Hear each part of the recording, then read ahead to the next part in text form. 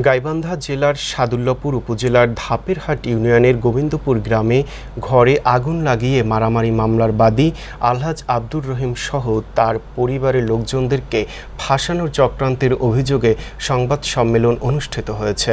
মোহাম্মদ জাহিদ হোসেন জিমু রিপোর্টে দেখুন বিস্তারিত।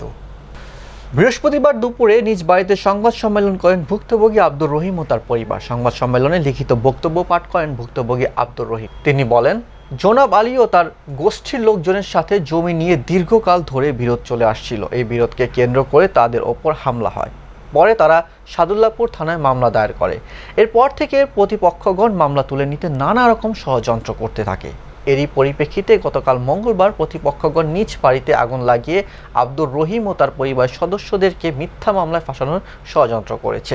এর তীব্র নিন্দা ও প্রতিবাদ জানান তিনি। সে সাথে পুলিশ ও প্রশাসনের কাছে নিজেদের নিরাপত্তা চেয়েছেন এবং ঘটনাটি সুষ্ঠু তদন্ত করার জোর দাবি জানান। সংবাদ সম্মেলনে উপস্থিত ছিলেন প্রিন্ট ও ইলেকট্রনিক মিডিয়ার সাংবাদিকগণ। তারা আগুন নাকি দিয়া ওরা আমাদের বিরুদ্ধে এটা চাপিয়ে দেওয়ার জন্য ষড়যন্ত্র করতেছে, আর ওরা আমাদের উপর ধমকি ধামকি দিতেছে যে তোমাদের আমরা এখানে থাকতে দেব না এবং তোমাদেরকে এখান থেকে উধাও করে দেব।